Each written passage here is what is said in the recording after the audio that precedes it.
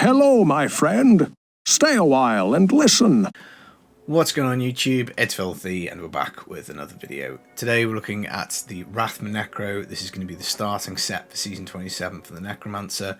And this video is going to be all about why I think it's actually quietly quite a hard start for the Necromancer and isn't necessarily going to be as much fun as some of the other options. So I know I'm probably going to catch some flack for this. I'm a Necro boy, you know I love my Necro. But I'm really against picking a Necro to start, and we'll kind of explain why. Before we do jump in and take a look at it though, as always guys, thumbs up brightens my day. I've got my nice smoothie here, so you power me through this video. But yeah, let me know in the comments, are you going to start Necro, or am I going to put you off with this? Let's see how we do. Now, there is absolutely no denying Rathma's power. It's cleared 150 in like just under 13 minutes with 4.6k Paragon, so obviously a lot. You know, this is like somebody who's played a lot of this season. 150 augments pretty much everywhere. You know, this is like the perfect gear almost. There's a couple of pieces that could possibly be tidied up a smidge, but in general, this is probably about as much damage as you're really going to get, and you're going to have to be going some way, I think, to get more Paragon than this in a season. Somebody I'm sure will do it next season, but it is 150 capable. That's without the Sanctified Items. I'm not sure there's terribly much that's going to affect that for the Necro, because one of the powers gives corpses, which, you know, the Ratham Necro does not use corpses, so that's out. I think the other two are kind of like Nova-ish powers, so I don't think the season theme is going to be terribly impactful for it. So, I mean, we can't rely on the RNG of that, but, you know, as in, like, we might not find the sanctified bits and bobs to make something good. Now, I've done 120 in like 11 minutes. This was without fishing. Again, not perfected. You know, I kind of bugged out of the season at about 2k Paragon, but most of the stuff's augged with the Echoing Nightmares stuff, and, you know, it's not the best put together Rathma Necro, but it's okay. If we look here at Lasik, who is a clan member, you know, 4k Paragon, and has you know, punched through a 125 pretty easily. So I think even at 2k Paragon, 125 is probably possible with fishing. You know, maybe even a little bit higher, you know, for a really good player. So, you know, it's certainly got the juice to do this. Now, the build we've got here, we've got 19k main stat. Again, obviously it's lots of the same pieces. They are augged up. Most of them are pretty good, and we can speed hundreds with this in like 3 minutes, but it requires pretty much everything to be perfect, and that's what I don't like about it. So let's have a look at the set. The two-piece, your minions reduce the cooldown of Army of the Dead by half a second when they deal damage. Skeleton warriors spawn faster, and your revived minions no longer expire. As a starting two-piece, this is actually quite decent. Army of the Dead deals an absolute shit ton of damage. In fact, it's the only way you can damage with Rathma set. You know, it's the only thing that deals a jot. So if you can get half a second off its cooldown, it's on 120 seconds, which is massive. So obviously minions attacking is super handy. So the skeletons, you get 7 of them. So whenever they hit something, like half a second off Army of the Dead. If you take yourself the golem, let's say you work that into your build, well, that counts as a permanent minion. That's going to give you 1 off. I'm presuming the simulacrum do. I haven't tested this, but I think the simulacrum again would also count if they were to do a hit for you. And then obviously you can revive stuff. Once you've revived up to 10 corpses, you know, you've got your army of 17 minions minimum, maybe 18. You know, maybe up to 20, I think, if you take the simulacrums. Not that I'm saying you can work all those things into a build, but the idea is that you will be able to bring this cooldown and get it reduced significantly. But unfortunately, what makes Rathma really hard is you can't get it flipped fast enough, so it's not perma available, and that is a problem, because you'll be running past juicy packs of stuff and you'll be going, well, I don't have my Army of the Dead, and that is a bit of a problem. We'll kind of talk about that a bit more as we go through and I show you the build. 4-piece minions no longer take damage. I guess that's handy. You gain 1% damage reduction each time they deal damage, up to 75%. So a lot of damage reduction on the 4-piece. That's kind of handy. Necro is a little squishy early game, so the 4-piece is okay. But basically, the 2 and 4-piece just allow you to press Army of the Dead a lot more often than you would do normally. So not the greatest thing in the world. 6-piece, each permanent active minion increases the damage of Army of the Dead by 1,750% up to an eye-watering maximum of 31,500%. So that's pretty nutty. Now, the issue with it is you need cooldown.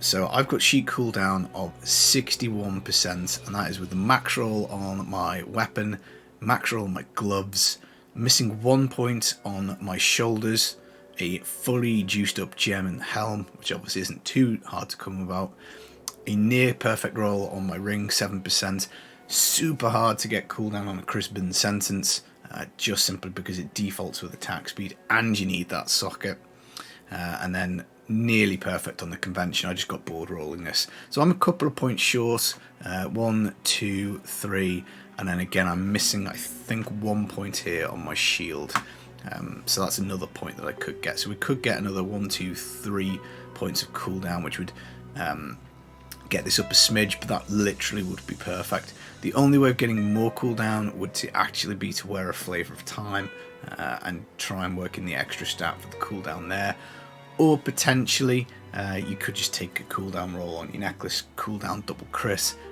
but generally speaking you want to get your elemental damage on there.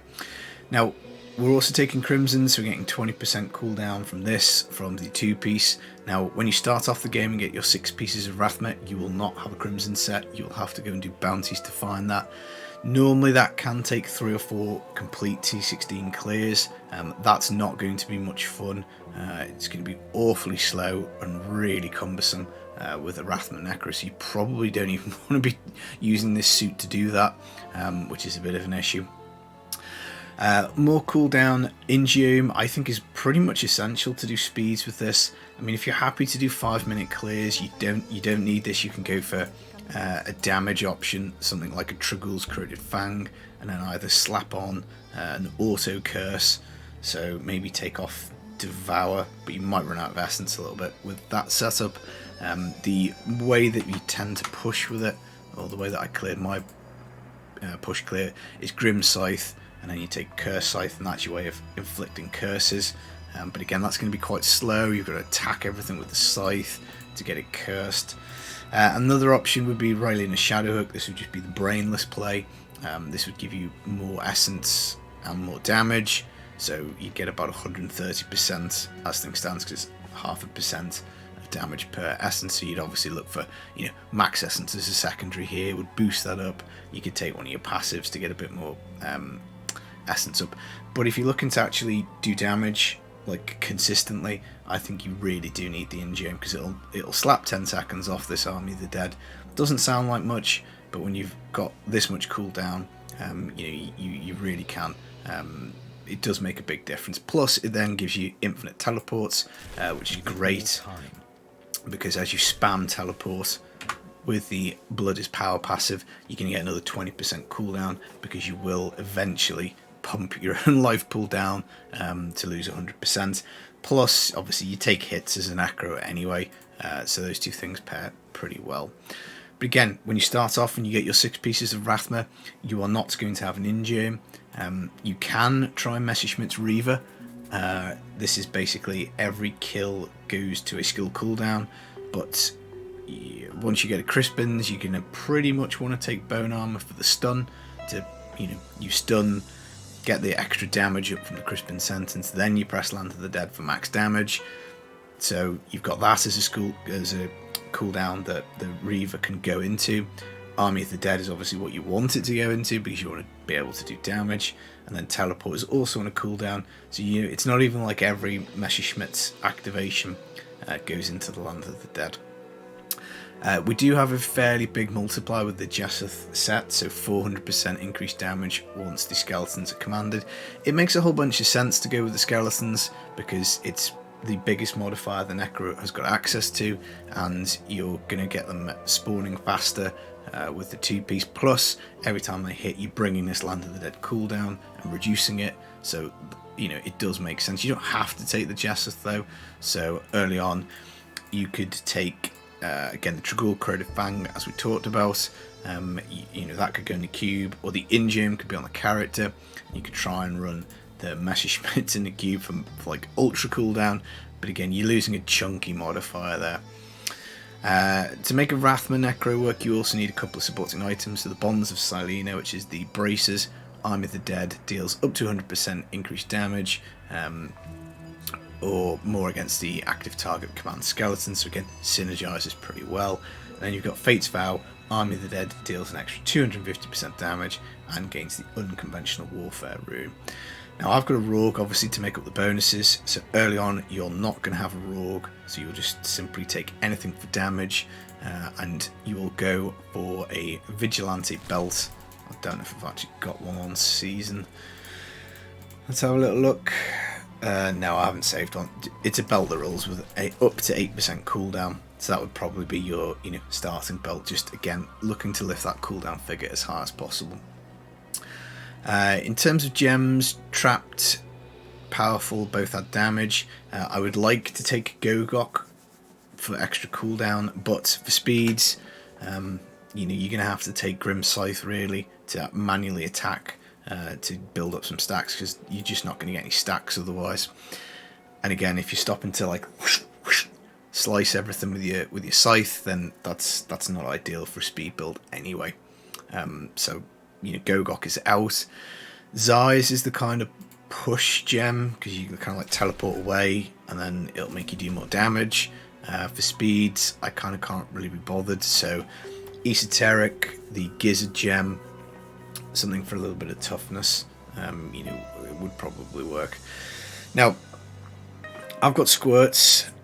You don't need squirts. Squirts, again, will just add damage when you find shield pylons. There is another way of doing this build. You can do it with the Haunted Visions. Again, it's not an easy item to find. Where is it? Haunted Visions. So Sims will last twice as long, and you can basically pick yourself the Reservoir rune. So that will double your essence. And obviously you're looking to pair that with the Rylena Shadow Hook, which will give you more damage based on essence. So you can run it that way. Again, not just all a bit fiddly really. Now you're going to run out of essence every time you command your skeletons.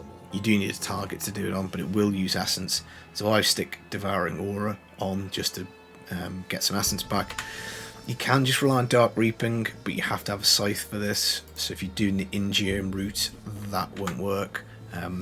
But I've toyed and swapped around. You can take Command Golem for an extra minion, just to help with the Land of the Dead cooldown. And the Ice rune on here is pretty nice because it freezes, which activates the Crispins. So that's another thing you can do. Other passives, Final Service, even at like 2k Paragon at 100s, I will proc this. I will proc the Followers Cheat Death and then this. I've gone Grizzly Tribute for 10% life per hit. It's still squishy, even with the 75% damage reduction and the damage reduction from the Crimsons. It's still a bit squishy. Now, I could put armor gems in here and that would boost up the toughness, so that is something that you could do. But what I'm getting at is once you get these 6 pieces, I'll show you the build in a second in action, but when you get these 6 pieces of the Rathma set, you just want to roll cooldown on everything. Shoulders, gloves, weapon, shield, as soon as you find those. Any rings with cooldown you're going to want to use. Any amulet with cooldown you're going to want to use. An Ingame, which would be really nice early find. But like T16 keys are going to be hideous with this. It's going to be really nasty. It's going to be really nasty to do the bounties. It's just going to be very frustrating. So yeah, it's a very powerful set, but I think it's more kind of like an end game set rather than a starter set. So let's jump in. We'll sort of show how it works. So we're just going to command the skeletons, and then we're just trying to get the revives up. But as you can see, if you don't do a decent hit with your first Army of the Dead, then it can have a knock-on effect for the Rift. But once you do have your army up, right, we're at max minions now, so we can just stun, hit the button for the big explosion. It looks cool. It's super cool build, like for how it looks. But as you can see, we're all, you know, you can take hits, and it still feels a little odd. It's got huge damage potential. You get these massive damage explosions, which, you know, is really cool. But you just can't flip the cooldown on it fast enough. So I don't really like this for speeds. I haven't played it much this season for speeds. I'd rather go play something else, I think. Even wizards, like Firebird's Wizard, which is probably what I've done for speeds, for like intelligence-based classes this season. It's probably faster than that for hundreds, but at least with the wizard, you feel like you can always stop and do damage. Whereas with this, if you do not have access to your Land of the Dead, you can't do any damage, and there's nothing more frustrating early on, particularly opening night when you've spent a few hours grinding to get your set. You're all pleased because you got your 6-piece bonus, and then you just can't actually do damage because you've got no cooldown. I can just see this being frustrating. And next season, nobody in their right mind is going to be using this build for speeds, because the Tragul's Blood Nova, which has been reworked, is going to be way better. It'll be tons more fun, much easier to play. So, you know, it's going to be that. Now, other options for Necro, Legacy of Dreams is always fast to start off with. As you put some multipliers together, it can feel very powerful, but it does tend to run out of gas because you know, finding ancient items in the first couple of days of play is very difficult. You know, you're really rolling the dice on RNG, and that's not necessarily the best thing. You know, you can maybe get yourself mages going, but you know, if you think about it, you need to kind of like get your log gem up to like 75, 80 before it really starts working particularly hard, and even then you need ancient items. So either which way you play this, I think the Necro probably has a bit of a frustrating time, and it's not, even if you're going to group, it's, you know, this would be fine in group if you're being supported. There's somebody else doing like a bit of trash clear, and you're just there to melt the elites. But the Z Necro, generally, unless you're going to go off and do rats, you know, it's not necessarily the easiest thing to play, not the easiest thing to set up. So all in all, I think there's a danger that the power, like, I mean, this is your dream, channeling pylon, because they, you know, if you play with channeling pylon active all the time, you know, you can obviously whoosh with the teleport. It's perfect. But I think there's a risk that people will select this set just based off like the clears it can do, and look at it and go, you know, this is just ultra powerful Necromancer set. It's one of the most powerful sets. I'm going to go for it. Personally, if it was me, as sad as it is to say, it's a bit of a hard pass because it's just so clunky. You know, and that was not particularly fast, and that was with like 18k main stat. I mean, sure, if I wasn't commentating, I'd have probably concentrated on teleporting around a little bit more. You know, you certainly can do 3-minute rifts with it, but it's just not fun to play without it being perfected. I'd say it's very frustrating to play, and even with it being perfected, we just want to do Nova. Surely you just want to do Nova rather than this. There are my thoughts on the Rathma Necro. Yeah, I will be doing a full Necro starter guide at some point, so stay tuned for that, but I just thought I'd give you a little taste. What's this build like? I mean, obviously at 800 Paragon with no augments, it's not going to perform quite as well as this, but it's still going to have the same mechanical issues, as in, it doesn't matter if we did a 70, it would take that same amount of time. Like, you're not gaining anything by dropping the GRs, because you're limited on the Army of the Dead. That's your limiting factor. Cooldown, pressing this button, because it blows everything up at 100. You know, it would blow things up at 70. Whereas, you know, if you're playing Whirlwind Barb, Impale DH, Multi-Shot DH, you know, Inner Monk, Nerve Necro, if you drop the GRs down, you'll do it faster.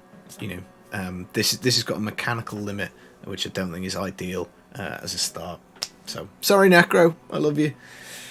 I'll be back with some more videos soon. Take it easy. Peace.